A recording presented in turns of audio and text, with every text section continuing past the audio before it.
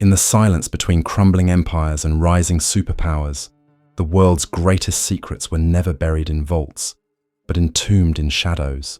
There are corridors without doors, archives without names, and scars etched into landscapes where truth itself was ordered to vanish. Imagine a map where whole towns are erased, convoys sail into fog never to return, and tunnels collapse not from time, but from silence imposed.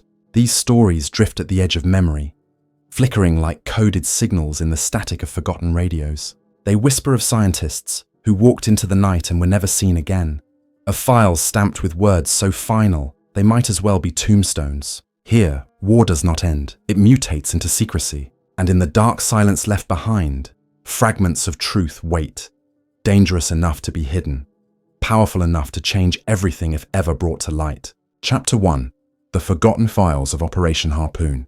In the vast archive rooms of the British War Office, down corridors that smelled of mildew and stale paper, a small bundle of files once bore the code Harpoon. The surviving records, barely 2 folders and a handful of carbon copies, were tucked away between routine naval patrol logs as if deliberately hidden. Dated late 1944, their classification remained at the highest level until fragments surfaced in the mid-1970s through a clerical error.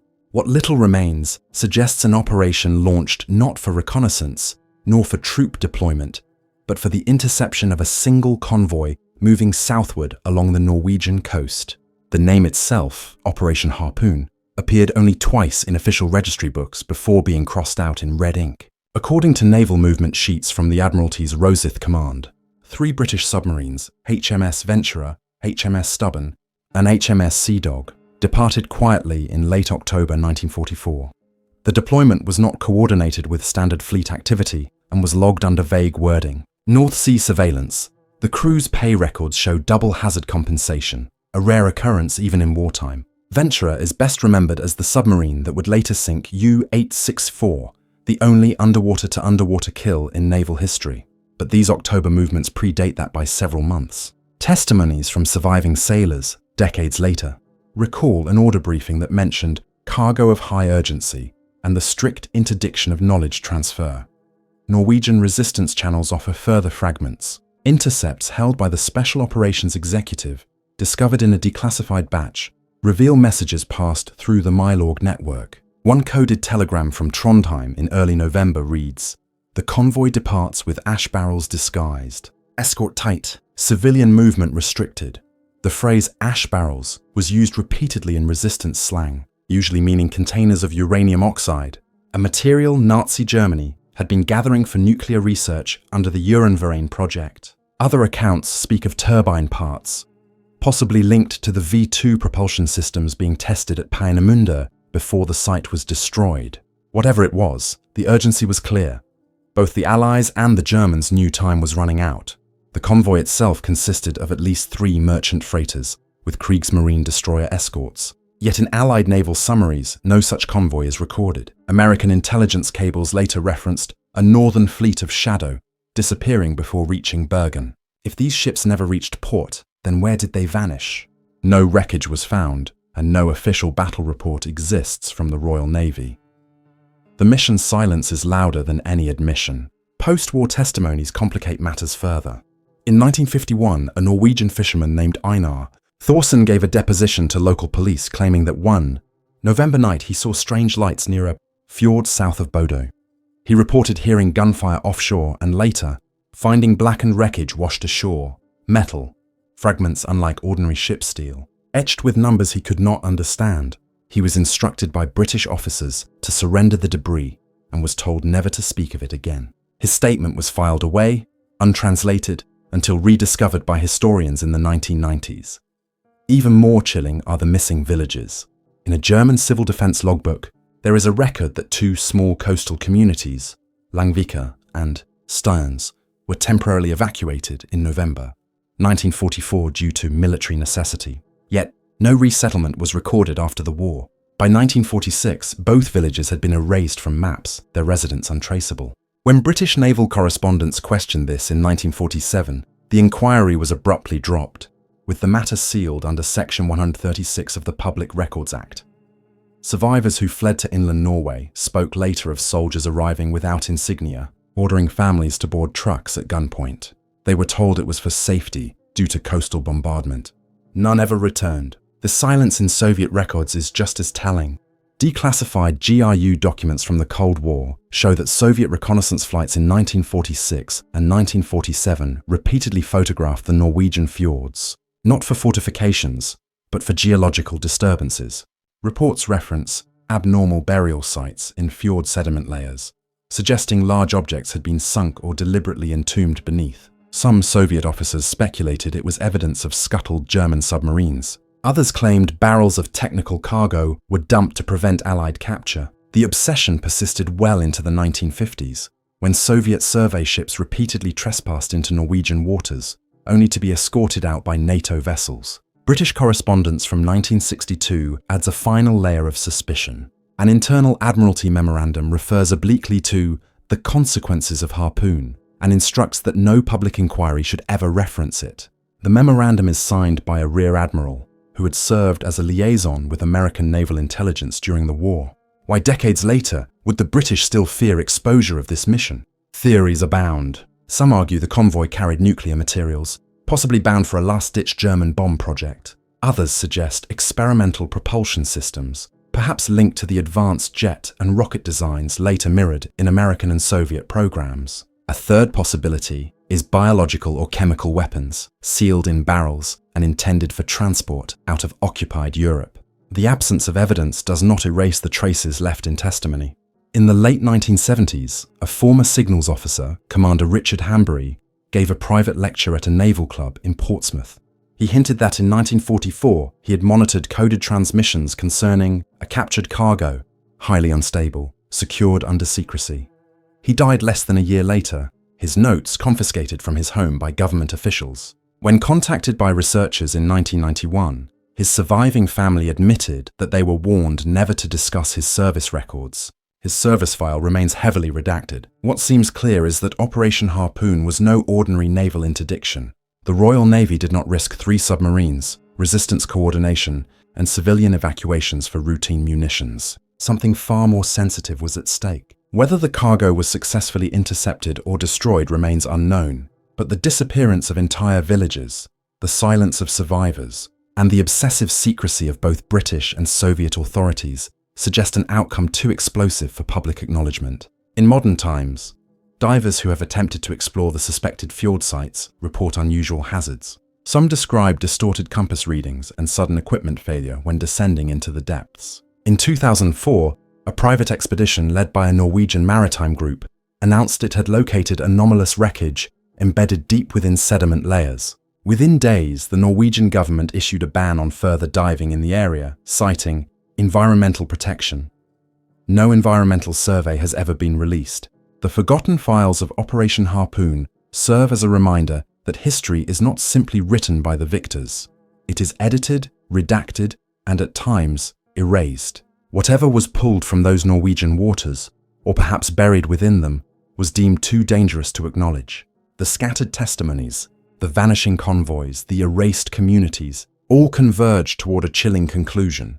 Something was intercepted, something was silenced, and the full truth remains locked beneath classified seals. As long as the files stay hidden and the fjords remain forbidden, the shadows of Harpoon will linger in the unanswered questions it leaves behind.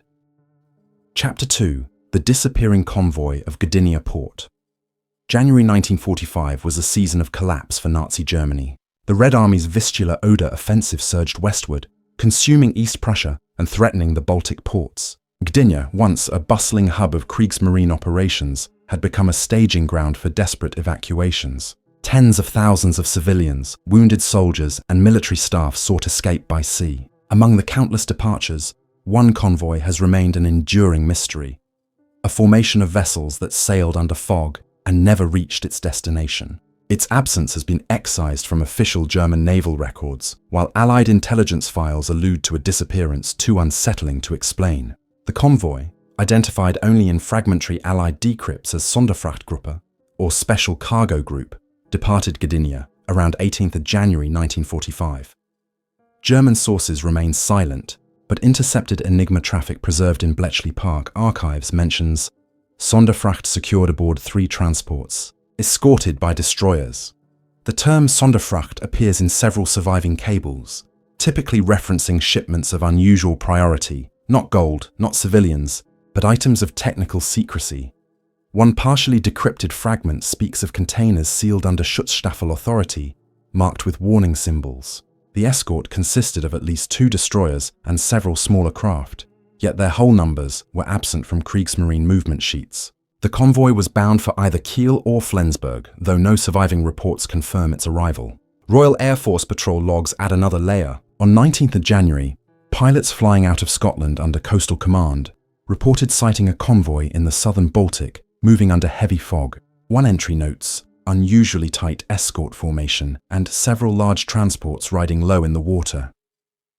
The fog thickened and contact was lost. Subsequent reconnaissance flights failed to locate the group, as if it had vanished without trace. By the 22nd, intelligence summaries no longer referenced it. Allied analysts simply assumed the ships had been sunk by Soviet submarines, though Soviet records decades later revealed no such claims.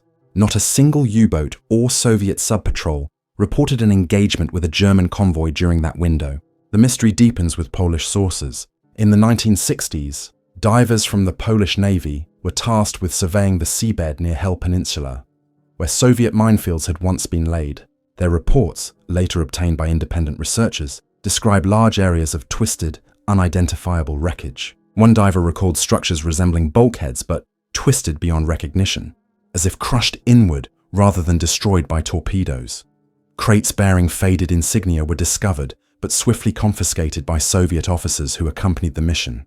Radiation detectors, primitive at the time, registered anomalies in the area, though Soviet authorities dismissed them as instrument malfunction. The entire dive report was sealed, and the wreckage field was later marked as off-limits.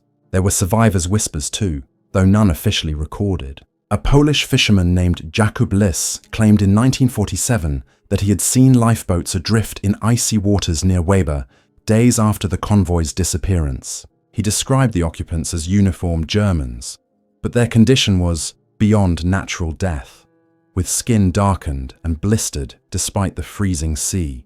Soviet patrol boats reportedly collected the lifeboats and their occupants, after which no trace remained. Lis attempted to relay his testimony to authorities, but he was silenced, his son later recalling that state officers threatened the family should they ever mention it again. Archival evidence from Soviet intelligence underscores the importance of the vanished convoy.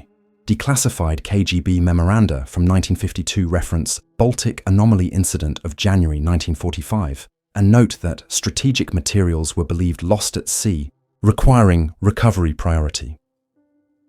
The Soviets mounted several classified salvage expeditions in the late 1940s, but none disclosed their findings. A GRU officer who defected in the 1970s hinted that the operations had yielded containers of extraordinary sensitivity retrieved from Baltic depths and removed to facilities in Sverdlovsk. He claimed many were empty, suggesting some had already been recovered or stolen by Western forces.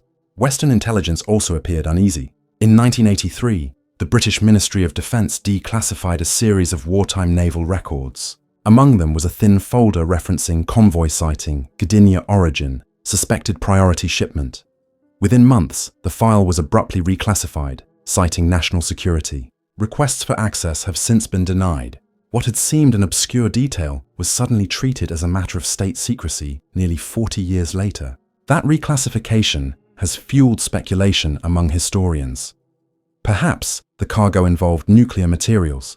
Perhaps it involved experimental warheads or chemical agents intended for last-ditch use. The missing convoy has also been linked to Nazi gold legends, though serious evidence contradicts this. Unlike documented transports of looted treasure, no surviving bank manifests or Reichsbank correspondence link gold reserves to Gdynia in January 1945.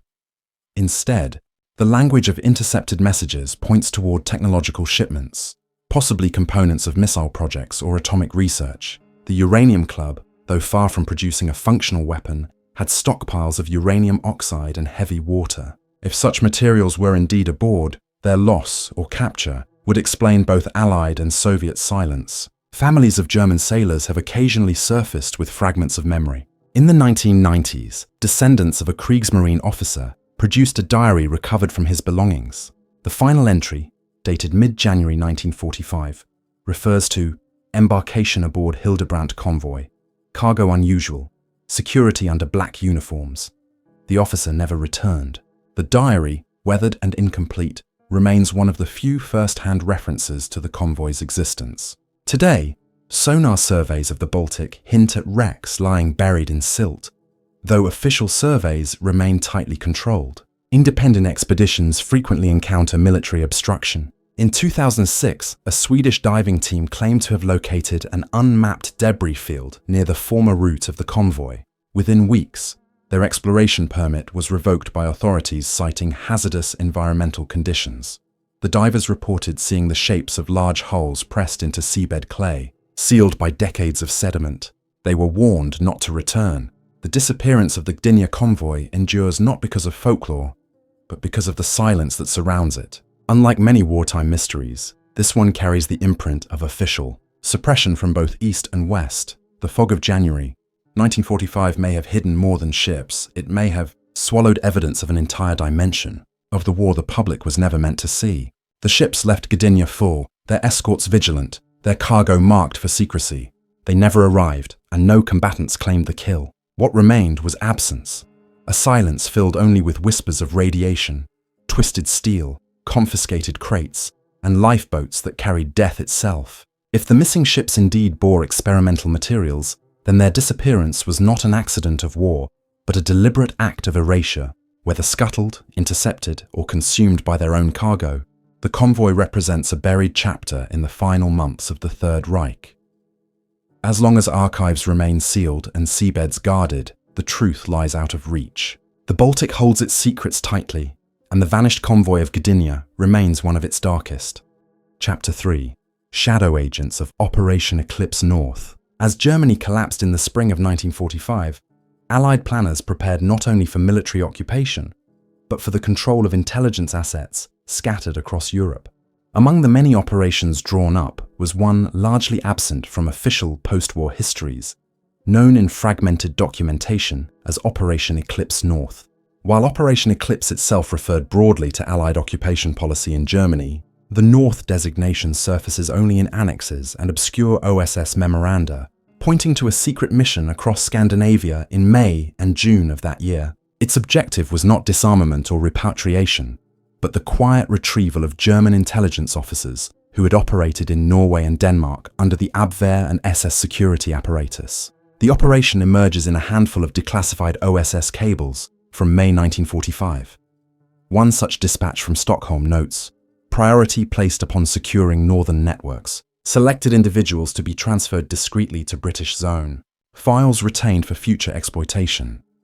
The northern networks referred to were the German intelligence structures established to monitor Allied Arctic convoys, Soviet submarine traffic, and partisan activity in Finland and the Baltic states. Their agents had embedded themselves deeply in local communities, operating weather stations, radio outposts, and clandestine courier lines stretching from Narvik to Oslo. With the war officially over, the question was what to do with them. The answer, it seems, was not prosecution but absorption. Norwegian accounts speak of sudden disappearances.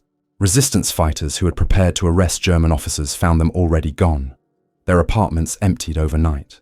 In Narvik, one local police officer reported that men in unfamiliar uniforms arrived in American jeeps, escorting Germans away before Norwegian authorities could question them.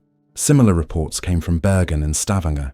The uniforms, described as lacking insignia, matched neither regular US Army nor British troops. Instead, they resembled the nondescript field clothing of OSS operatives. Witnesses recalled the silence of the operations. No paperwork, no official announcements, only the sudden absence of men once feared and hated. Transport logs suggest these captured officers were flown to Britain under falsified manifests. RAF flight records from WWII in Scotland list several technical personnel transfers in May and June 1945, with no further identification. The aircraft used were Dakota transports, often flying at night. One surviving airman, interviewed decades later, recalled carrying passengers who spoke only German and were guarded by Americans armed with pistols rather than rifles. He described his cargo not as prisoners, but as escorted guests. their demeanor calm, almost confident. None were shackled, and all were dressed in civilian coats. Soviet sources confirm their concern. Documents released after 1991 include GRU memoranda accusing the Western Allies of secreting German officers from Norwegian territory without joint consultation. 1. Cable to Moscow from Murmansk notes. Several Gestapo files missing from Stavanger, believed transferred to Anglo-Americans. Our demands for restitution ignored. The missing files, according to later researchers, included detailed reports on Baltic partisan movements and Soviet naval deployments.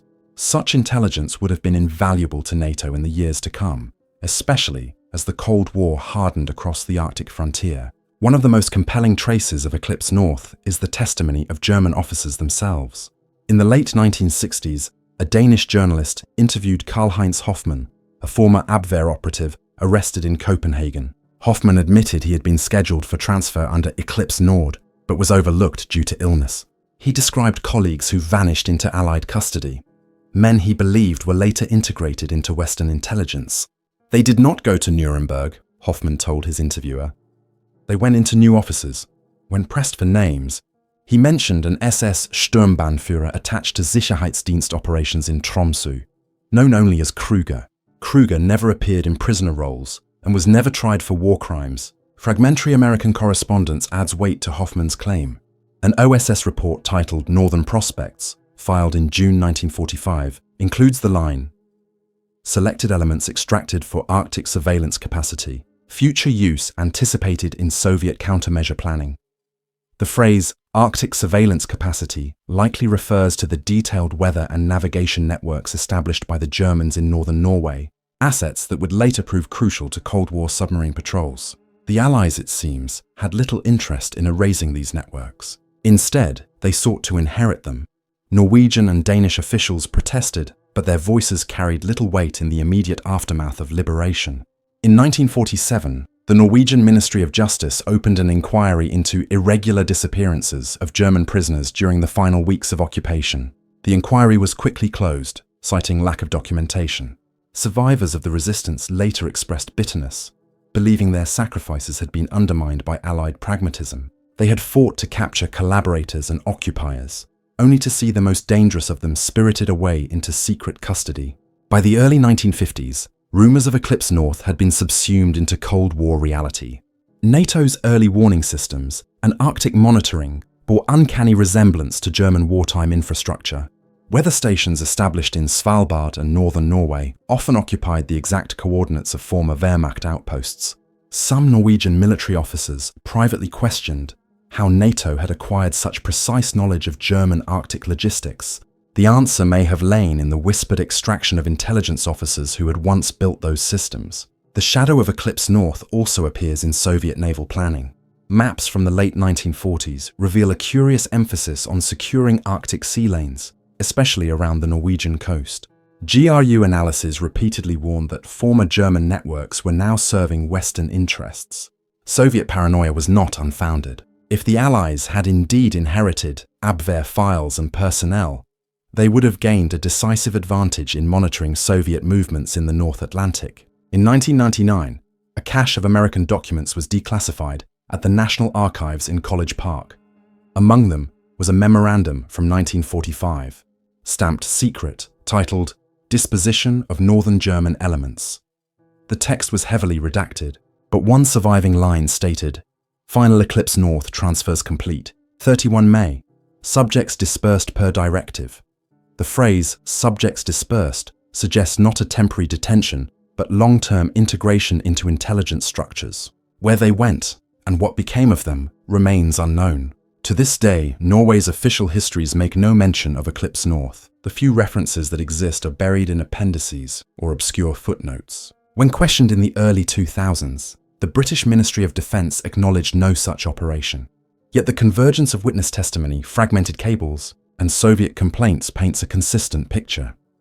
German intelligence officers were removed from Scandinavia by the Allies, not to face justice, but to be repurposed. Operation Eclipse North remains one of the least acknowledged episodes of the war's end. It reveals a truth many would prefer forgotten, that the end of one war bled directly into the beginning of another, and that justice was often sacrificed for strategic advantage. The Arctic, a region of perpetual shadow and silence, became the perfect ground for secrets. In the quiet of May 1945, while the world celebrated victory, shadow agents were escorted into planes without insignia, their files tucked under arms, their new employers waiting. The war had ended, but the clandestine struggle was only beginning. Chapter 4. The Berlin Tunnel That Never Existed. In the ruins of Berlin during the early 1950s, the city's shattered streets concealed more than rubble. Beneath them, Anglo-American engineers worked with pickaxes, compressors, and silence. The official story, later revealed in part, was Operation Gold, a tunnel constructed to tap Soviet telephone lines running between East Berlin and Moscow. But among the files scattered in engineering logs and oral histories lies another account, an operation whose existence has never been officially acknowledged. A deeper passageway, aimed not at communications but at something far more tangible. It has been whispered about as the Berlin Tunnel that never existed. The fragments begin with engineering records from the British Corps of Royal Engineers. In late 1952, requisition forms appeared requesting hundreds of tons of reinforced timber, steel supports and excavation machinery, all allocated under vague project designations such as Urban Infrastructure Repair, Zone D. Yet the allocations were far too large for the modest reconstruction works listed. American requisitions at Tempelhof Air Base during the same months mirror the same anomalies.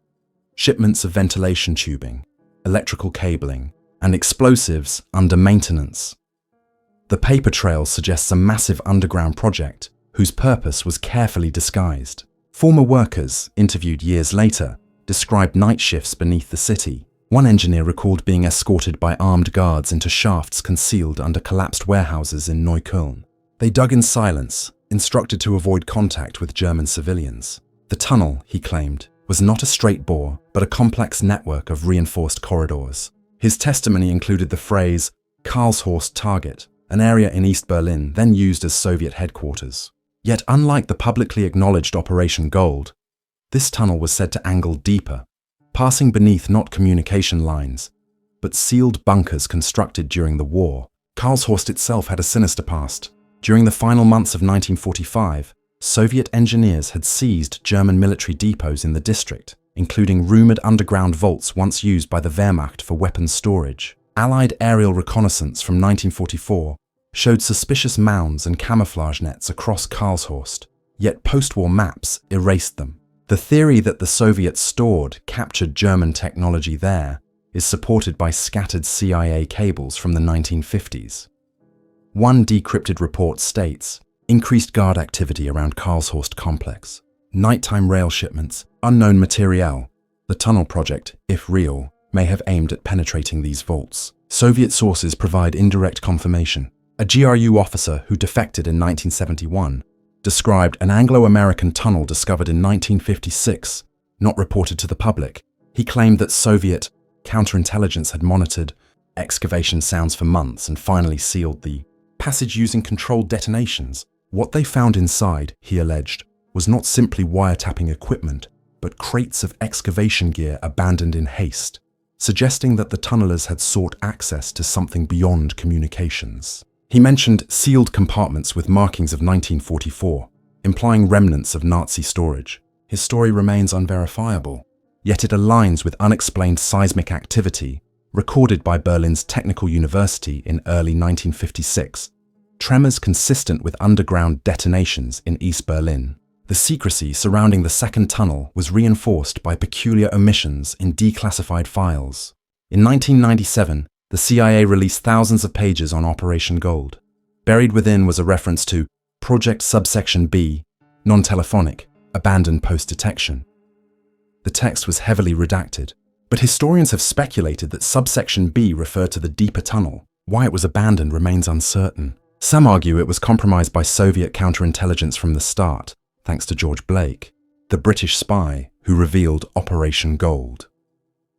Others suggest the Soviets themselves triggered collapses to conceal whatever lay beneath Karlshorst. Local Berliners also carry fragments of memory.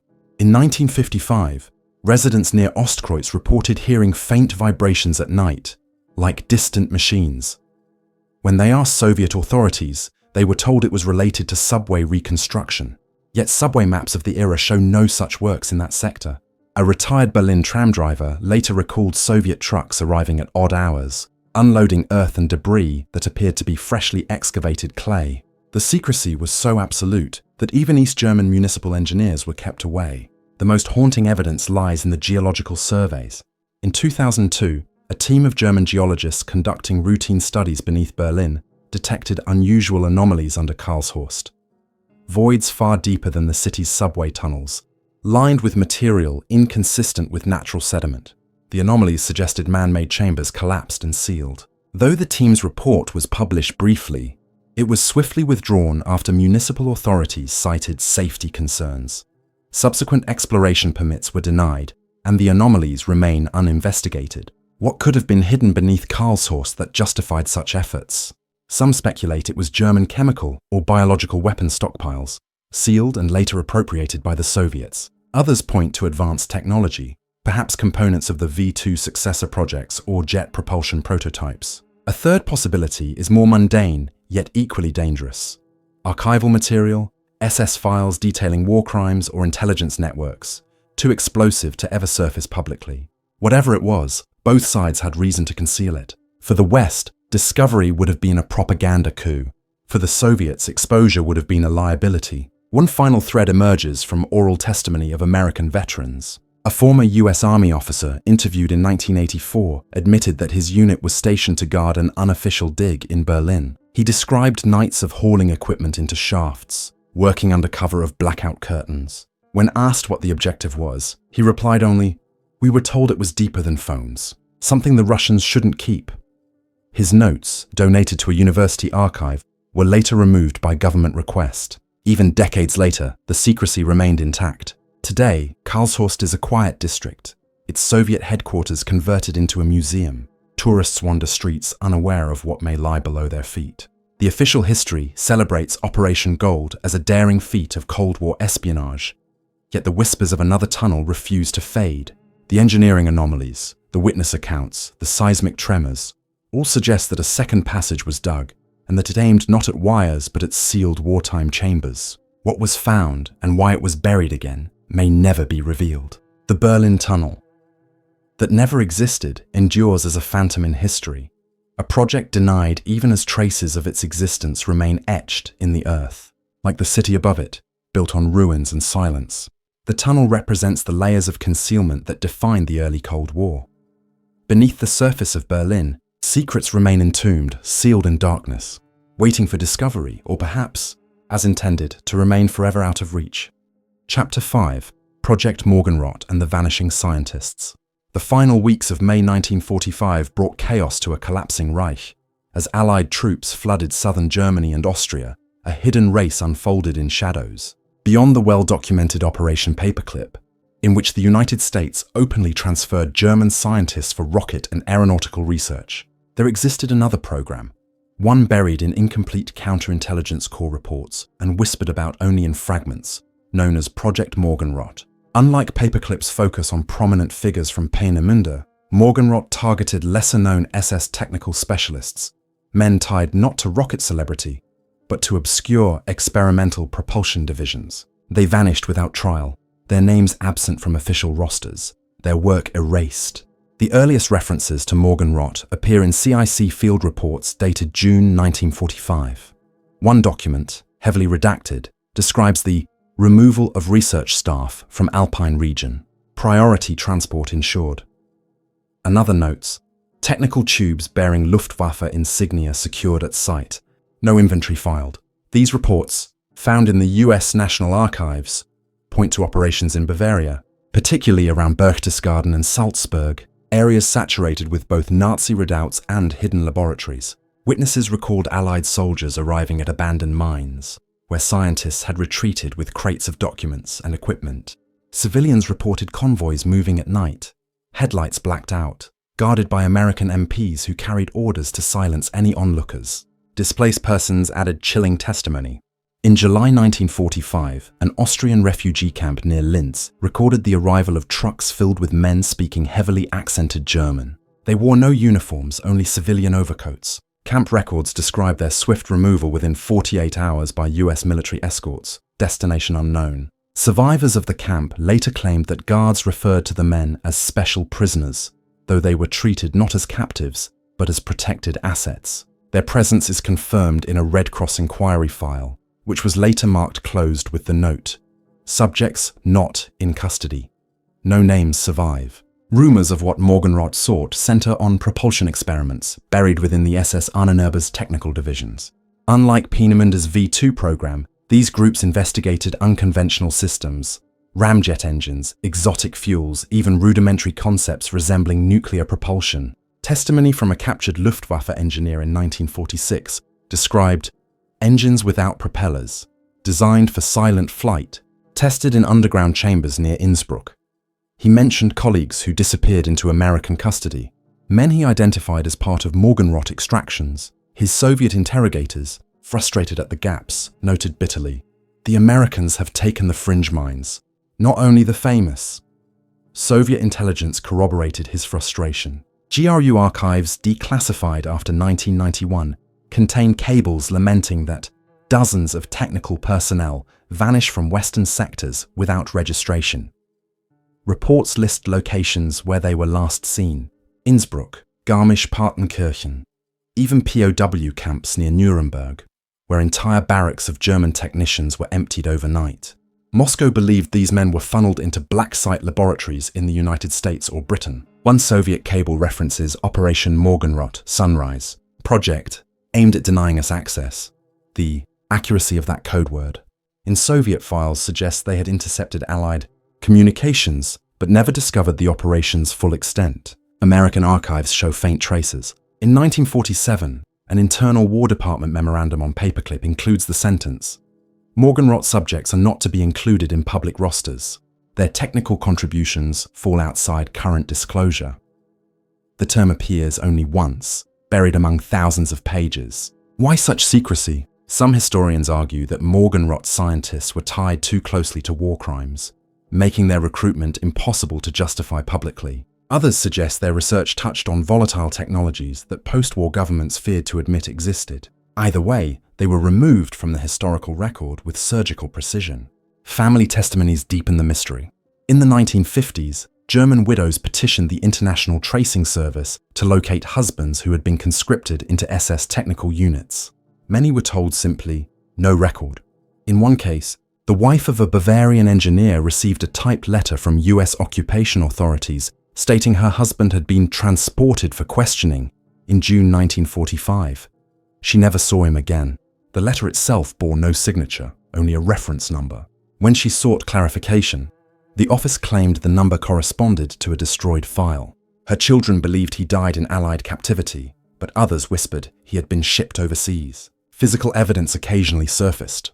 In 1963, construction workers in Bavaria uncovered sealed steel tubes buried beneath a collapsed Wehrmacht depot. Inside were notebooks in meticulous Gothic script describing experiments with peroxide-based fuels and turbine chambers, unlike those used in conventional V weapons.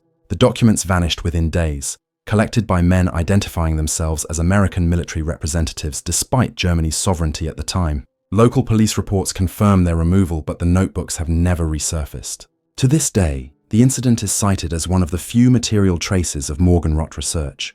The absence of names is perhaps the most chilling clue. Paperclip produced rosters, von Braun, Dornberger, Debut, names etched into NASA's legacy. Morgenrot produced none. No official list of recruits, no documented destinations. Historians piecing together the puzzle believe this was deliberate. Morgenrot scientists were folded into classified programs so sensitive that even decades later, they remain invisible. They may have been involved in early jet reconnaissance projects, high-altitude research, or the covert development of nuclear propulsion concepts during the 1950s. Without acknowledgement, their fates are speculation, yet the disappearance of entire cadres cannot be dismissed as coincidence. Whispers also exist of darker uses. A 1978, congressional inquiry into biological warfare briefly referenced unacknowledged transfers of enemy specialists during immediate post-war period. The reference was struck from the final report, but the draft notes, preserved by a staffer, used the word Morgenrot. Could the vanished scientists have been tied to SS medical or chemical research as well as propulsion? The possibility has fueled conspiracy, though evidence remains elusive. What is certain is that the survivors never returned to Germany and their families were left in silence. By the Cold War's height, Morgenrot had dissolved into rumor.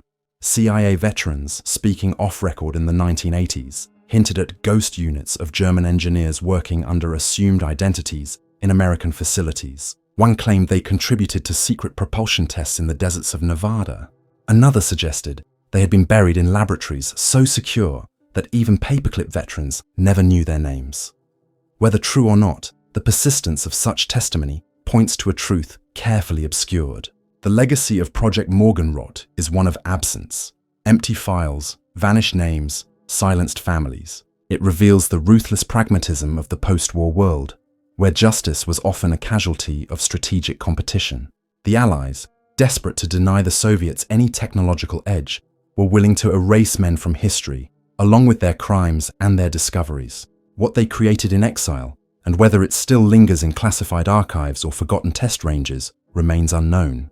Only the shadows of their disappearance testify that they once existed at all. The vanishing scientists of Morgenrot remind us that victory in 1945 was not simply the end of war, but the beginning of concealment. Where one conflict ended, another began, fought not with armies, but with silence, secrecy, and the rewriting of truth. And somewhere, buried in redacted files and sealed bunkers, lies the unfinished story of technologies carried away in the night, and of men who were meant never to be remembered.